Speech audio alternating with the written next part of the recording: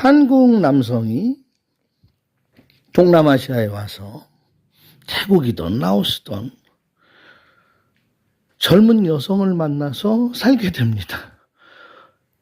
좋습니다. 젊으니까, 부인이 젊으니까 세상 부럽지 않은 것 같아요.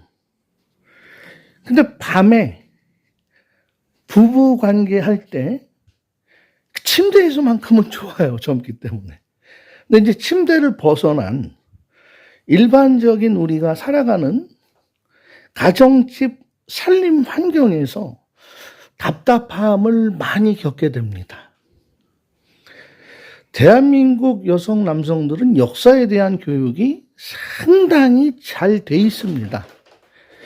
그런데 동남아시아 사람들은 자기 나라 역사에 대해서 특히 라오스나 이 사회주의 국가 역사 공부가 잘 안 돼 있어요. 역사를 아시는 분들은 대학 교수님 정도 되면 잘 아십니다. 이제 국가에 대한 그 애국심이라든지 내 국가가 비방당하고 하는 이런 것에 대해서 무관해요. 태국에 제가 치앙마이에서 가이드 할 때도 태국 가이드들 교육받았다는 태국 가이드들도 자기 자국 역사를 잘 몰라요. 한국인 가이드 저보다도 더 모르면서 어떻게 그렇게 잘 아냐고 오히려 질문을 여러 번 받았습니다. 태국 가이드한테. 자, 비근한 예를 들어서 한국에 요즘 실업자가 많아요. 뉴스 보니까 400만 명 정도가 대학을 졸업하고 일자리 없이 생활하고 있다고 합니다. 자, 그것을 본 현지 부인이 왜 한국 사람들은 일을 안 하고 노냐? 일단은 부모의 도움을 받아서 용돈을 쓰고 생활하고 있는데 점차적으로는 일자리를 잡을 것이다. 근데 한국은 태국이나 라오스나 뭐 주변 캄보디아 국가처럼 제조업이라든지 뭐 이런 농사일하는 거, 산속에서 뭐 허브 재배하고 농장이라는 걸 한국인들은 싫어한다. 그랬더니 막 나쁘다고 이야기를 하는 거예요. 근데 듣는 한국 사람 입장에서는 아무리 부인이라도 기분이 좀 언짢죠. 그래서 이제 그렇게 농담을 합니다. 지금 여기서 그 얘기하지 말고 나중에 한국 가서 살게 되면 한국 국적을 당신이 취득하게 되면 한국 국회의원이나 대통령 나가서 대한민국 국민들에게 그렇게 부모님 도움받고 일자리 없이 대학 나와서 사는 것은 나쁜 것이다라고 이야기를 해라. 그래서 막 웃었어요. 웃고 끝나는 줄 알았습니다. 그런데 좀 있다가 이제 주변에 다른 국가 이야기를 해요. 우리 한국인들이 특히 제가 가장 혐오하는 외나라 얘기를 합니다. 외나라 아시죠? 외나라. 섬나라 이야기를 하는 거예요. 거기는 젊은이들이 공부도 잘하고 직장도 다 가지고 일을 하고 4살, 5살만 되면 혼자 일어나서 밥 먹고 혼자 유치원 가고 학교 간다. 아마 라미를 두고 비교를 한 것 같아요. 라미는 아직까지 밥을 먹여주니까. 그러더니 한술 더 떠서 제가 가장 극혐하는 저 짜장면 나라. 짜장면 나라 또 칭송을 막 하는 거예요. 인구도 많고 세계에서 2번째로 돈도 많은 국가에 전 국민이 일을 하고 그래서 아니야 그 짜장면 나라는 전 국민이 일을 하지 않아. 잘 몰라서 그래. 북경이나 상해나 뭐 청도나 광저우나 이런 데 빼고는 노는 사람들 많어. 그랬더니 아니라고 거품을 물고 막 또 짜장면 나라 칭송을 해요. 그래서 제가 이야기를 했죠. 아까 오전에 농담한 것까지는 좋다. 네가 대통령 돼서 우리나라 가서 그런 이야기를 해라. 이건 좋다. 그러나 그 이후의 얘기는 나 같은 경우에 할아버지 할머니가 일제시대 때 일본 놈들, 일본 사람들하고 싸우는 과정에서 할아버지가 돌아가셨다. 나는 굉장히 그런 이야기를 좋아하지 않는다. 듣는 거 유쾌하지 않다. 이제 그만해라. 그랬더니 괜찮다는 겁니다. 아니, 내가 기분이 나쁜데 나쁜 사람 기분은 생각하지 않고 얘기한 사람 기분으로 괜찮대요. 아무 상관없대요. 자, 이런 경우를 자주 만나게 돼요.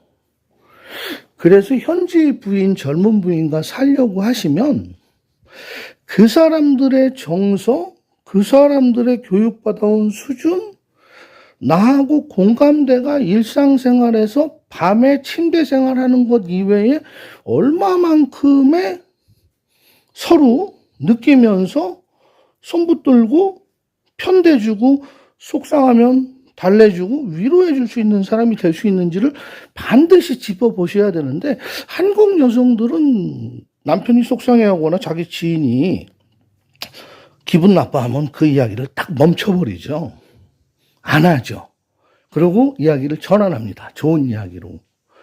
근데 여기 사람들은 전혀 그렇지가 않습니다. 그래서 예를 들어서 바깥에 운전하고 나가서 외출하고 들어오다 현지 사람하고 좀 자동차 운전 문제로 시비가 붙어서 굉장히 억울한 일을 당해서 집에 와서 막 하소연을 하면, 한국 같이 사는 사람 같은 경우에는 그 사람이 나쁜 사람이네, 그 사람이 어떻게 당신한테 그런 행동을 할 수가 있어? 하고 같이 그 사람을 비방하고, 설령 경우에 자기 남편이 벗어난 짓을 했더라도 일단은 기분을 맞춰준단 말이에요. 근데 여기 사람들은 안 그래요. 내 남편, 내 가족 편을 드는 것보다는 상대방 입장에서 생각하고 상대방을 헤아려주고, 내가 속상하고 화난 거에 대해서는 괜찮다고 이야기를 하는 겁니다. 그럴 때 어떻게 하시겠어요? 그런 일이 한 달이면 서너 번씩 발생을 하고, 그런 기분 나쁜 일이 서로 생각에, 이게 뭐 나쁜 건 아니에요. 살아온 환경이 틀리니까 서로 생각하는, 도달하는 도달점이 틀려서 그런 건데, 이런 거 한두 번 겪고 나면 그냥 다 엎어버릴까? 헤어져 버릴까? 그냥 보내고 혼자 살까? 그런 생각을 자주 하게 되는데, 거기에 자녀가 없으면 그게 가능합니다. 그냥 헤어지면 됩니다. 근데 자녀가 있을 경우에는 그 자녀가 어떻게 아빠 엄마 사랑을 다 받아야 되는데 아빠 사랑만 받고 살 수가 있겠습니까? 정말 이런 것은요, 제가 너무 자주 느끼는 거고, 이게 한 번 참고 넘어가고 두 번 참고 넘어가고 문화의 차이니까, 그래, 국가에 대한 소속감이라든지 내가 이 우리나라의 한 조성을 이루고 있는 국가의 구성원이라는 생각을 못하는 이곳 사람들하고 그런 문제로 부딪혔을 때 난감합니다. 그냥 참아야 되겠죠. 근데 참다 보면 병이 되잖아요. 스트레스가 만병의 원인이 되는데 그것을 어떻게 해소할까? 그냥 화가 났으니까 몇 시간 나가서 혼자 돌아다니다가 들어올까? 그러면요, 더 냉전이 확대됩니다. 말을 많이 안 하거든요, 여기 사람들은.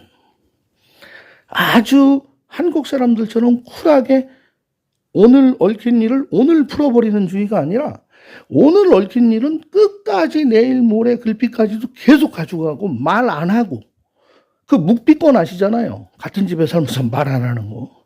거기에 한국 남성들이, 물론 개인적으로 같이 말 안 하는 한국 남성분들도 있는 거로 알지만, 대체적으로 외향적인 성향을 가진 한국 남성들은 먼저 말을 걸고 또 기분을 풀어줍니다. 못 이기는 채하고 화해가 돼도 그 다음 주에 또 이런 일이 악순환이 된다는 거. 여기에 대해서 스스로 이겨낼 수 있는 마인드 컨트롤이 돼서 이곳에 오시고, 젊은 부인 좋지요. 내 나이보다 30-40년, 많게는 50년 가까이 젊은 부인과 살면 회춘도 하게 되고, 덩달아서 안 늙게 되고, 도파민이 더 많이 나오겠지만, 이런 문제가 있다라는 것은 반드시 염두에 두시고 젊은 부인을 구해서 살더라도 살아야 될 것 같습니다. 오늘 이야기는 저도 자주 당하는 이야기, 제 주변의 지인들도 모두 공감하는 그 이야기로 한번 꾸며봤습니다. 영상 만드는데 구독, 좋아요, 알림 설정, 댓글은 큰 도움이 됩니다. 참, 그리고 한 가지.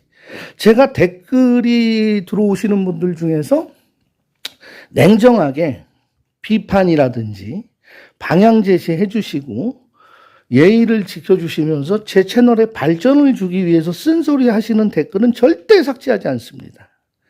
그러나 음해할 목적으로 제 영상으로 인해서 자기 자신이 피해를 보고 자기 자신의 일이 좀 안 되기 때문에 이 영상을 멈춰야 된다라는 차원에서 세컨 계정 갖고 들어와서 인신공격까지 하면서 또 댓글 다신 분들에게 하면은 안 될 말까지 바닥까지 보이면서 막 하는 이런 것들은 제가 가차없이 가리기 처리, 삭제 처리해버립니다. 그런데 그런 분들의 제가 이제 그 유튜브 계정으로 추적을 해보면요. 유튜브 하시는 분들이 세컨 계정으로 들어오시는 분들이 많더라고요. 그리고 들어오셔서 자기 그 채널 은근 홍보하고 채널명을 올리고 합니다. 그냥, 나 누군데, 좀 내 얘기 좀 그만하세요. 이렇게 들어오면 좋은데, 세컨 계정으로 비난하고 인신공격하면서 끝에는 자기 채널을 은근 홍보하고 합리화시키는 이런 건 바로 삭제된다는 거 알려드립니다. 그런 글들은 자제해 주시기 바랍니다. 고맙습니다.